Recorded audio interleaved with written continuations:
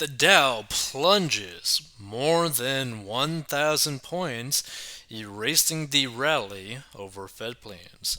Stocks cratered in trading Thursday, logging their worst day since 2020 as Wall Street grew skittish over the Federal Reserve's high wire effort to combat inflation without derailing the U.S. economy.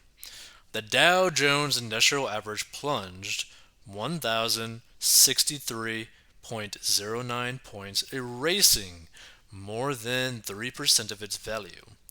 The tech heavy NASDAQ index was down 5% or more than 600 points, while the broad based S&P 500 was down 3.6% or 153 points. The brutal sell off occurred just one day after stocks had rallied, with the Dow finishing more than 900 points higher over the Federal Reserve's move to hike interest rates by a half percent point. With Fed Chair Jerome Powell indicated the central bank was not considering an interest rate hike of 75 basis points or 0.75%. That relief, however, quickly abated on Thursday, with investors skeptical that the central bank can engineer a soft landing for the economy without hurting the labor market or prompting a recession. There's been a lot of skepticism overall about whether or not the Fed can do that. Historically, the odds aren't in their favor, said Randy Frederick, managing director of trading and derivatives at the Schwab Center for Financial Research. Concerns about the Fed's difficult task added to existing overhangs on the market, such as renewed COVID-19 lockdowns in China that could further disrupt supply chains in the ongoing Russia-Ukraine war. Several banks, including Bank of America and Goldman Sachs, have warned of a heightened risk of a recession in the coming months as the Fed moves to address inflation. And some, including JP Morgan Chase chief Jamie Dimon, have argued the central bank waited too long to act.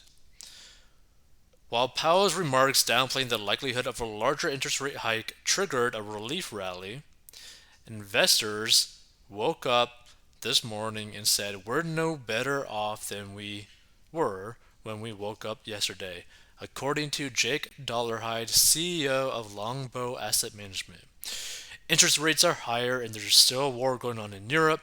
There's still global supply chain disruptions, which is all affecting inflation. The question is, can the Fed bring inflation to a halt without destroying the economy? Right now, there's a lot of people on the fence, Dollarhide added. The high-growth tech sector, seen as particularly vulnerable to rising rates after seeing blockbuster growth during the COVID-19 pandemic, was among the hardest hit, with the S&P 500's tech sector slumping nearly 6%. Furtick noted that highly leveraged growth stocks that flourished as investors poured in money during a period of lenient Fed policy are now faced with the prospect of their debt becoming more expensive in the months ahead. Higher interest rates are going to hurt them even further, and the future isn't promising for those that are indebted and have to roll over that debt at an even higher rate next time they have to refinance, he added. The Fed's plan is to slow demand by making it more expensive to borrow money, a shift that comes after years of relaxed policy during the COVID-19 pandemic. The CBOE Volatility Index, known as Wall Street's fear gauge, surged 28% to 32.70 points. Bond yields rose higher, with benchmark 10-year Treasury notes jumping to 3.06% from 2.914%, the highest level since late 2018. The uptick means mortgage rates will move higher, raising costs for prospective homebuyers. And the bond move is the bigger story than volatility in stocks, according to Eric Friedman, Chief Investment Officer at a U.S. bank in Minneapolis. The bond market is normally a haven for investors who want to de-risk portfolios, but with an uncertain Fed, markets are not convinced they have priced in enough hikes, Friedman said. And Amazon shares traded more than 7% lower. Meta fell 6.8%, and Apple sank more than 5%. And shares of Twitter turned 2.7% higher after Elon Musk disclosed he has secured more than $7 billion in funding toward his takeover bid. But Tesla's stock was trading lower following a report that Musk planned to serve as Twitter's interim CEO when the deal closes. So apparently there's some comments. But Nancy Pelosi and Chuck Schumer's daughters already knew this was going to happen given they and their families' cozy relations with Trump like oligarchs. They delay legislation to regulate monopolies until they can cash in on them. Not to worry, Joe announced yesterday he's paying down the national debt. The Femocrats are a laughingstock, and this brain dead hand puppet is more embarrassing by the day. Just ask yourself, since we are burning just as much fossil fuel as ever, why not pump, baby, pump?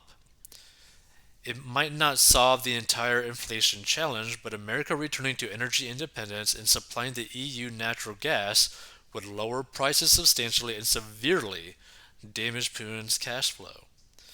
But that's predicated on trying to do what's best for America, which isn't the Democrats' objective. Look, even with the interest rates going up to 2.5% or 3%, that is still a negative 5% interest rate. That will not stop inflation. High positive interest rates are required to halt inflation. Paul Volcker showed the way on that. When are you financial writers and talking heads going to get real? You are all drunk on this decade plus long period of pathologically low interest rates. Sober up and think. The true pimps already have these things factored into their forecast. Not factored, it is all designed, and what goes up must come down. And here's the thing. The reality of this situation, say that there does end up becoming like a recession. Say that everything in every single financial market were to crash. If you have access to a large amount of cash, a large amount of capital, you could potentially go heavy into an investing and potentially make out like a bandit, right? Like we're talking that you could probably make like just disgusting amounts of money if you have cash able to be put into certain investments at the very right time. So like as an example, right? And this is just an example. Let's just say for whatever reason Bitcoin goes all the way back down to like 1,000 per coin. You might be tempted to put all of your cash in there. And here's the thing. It, it might be a situation where if Bitcoin for some reason crashes all the way down to 1 grand again, and you plop thousands upon thousands of dollars in there, and then potentially it goes all the way back up to 60, maybe even $100,000 this time per coin, now you are filthy rich. Same thing could be said to, like, let's say Apple stock were to crash massively, and then you're able to put money into it, right? At its very low point in the past few years, you can make a disgusting amount of money. Let's say for some reason Tesla crashes like crazy, but then you're able to stockpile money into it right off the bat, right? Right when it hits that lowest point. Say the S&P 500 gets to an extremely low point, and then you just decide to load up the boat on the S&P 500, right? And here's the thing. This is why once you're out of debt, once you have an emergency fund, and once you are automatically investing towards your future, like towards your retirement, you should use the excess cash for opportunistic times, kind of like the one that we're in now, right? Because if this gets lower, people that have cash on the side, that have the ability to just toss crazy amounts of money into this stuff, can really make a lot of money. So if you want to learn how to get out of debt and master your money, right? go to 40inbox.com.